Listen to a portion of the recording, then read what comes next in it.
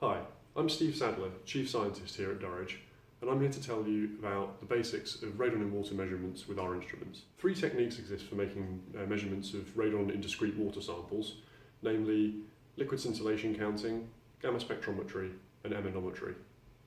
Of these three, only emanometry is suitable for use in the field.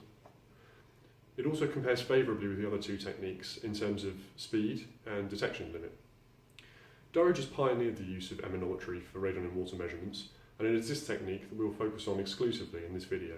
The basic idea is to exchange the radon in a water sample with the air in a closed air loop connected to an electronic radon detector capable of measuring the activity concentration in the air.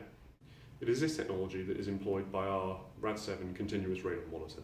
As well as a Rad7, you will also need our Rad-H2O or big bottle system to make measurements of radon in discrete water samples. We also offer accessories for the continuous measurement of radon in water, and these will be the subjects of a future video.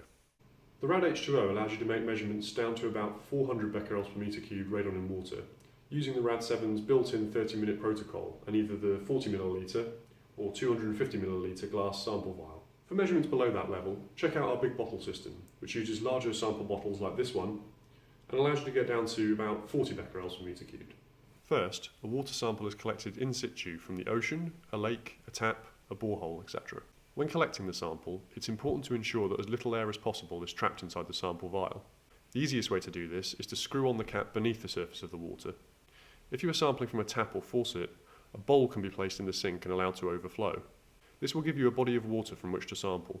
The aim is to collect a sample of water that has not recently been in contact with the air, since otherwise radon may have been lost, which will lead to suppressed readings. Piping the water into the bottom of the bowl, as shown here, is a good way to achieve this. Once you have your sample, it's time to hook it up to the Rad7. Carefully remove the sample vial lid and attach the Rad-H2O aerator cap. The aerator cap has two connectors on top, one for the Rad7 inlet and one for the outlet.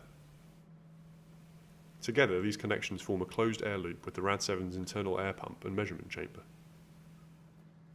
Here we are using a 250 millilitre sample vial, so we select Watt 250 mode from the Rad7's list of built-in protocols and hit Test Start. The Rad7's pump begins to run, bubbling the air in the closed loop through the water sample and aerating it in the process.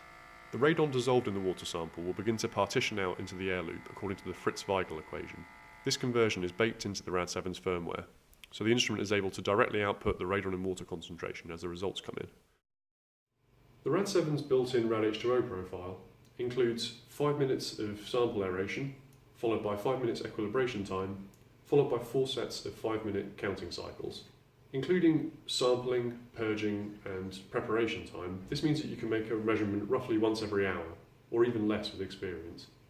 A typical radon concentration in drinking water is around 100,000 becquerels per metre cubed. With the Rad-H2O, this allows you to make a measurement with 2% statistical precision at 95% confidence level, or even less if you're using the big bottle system.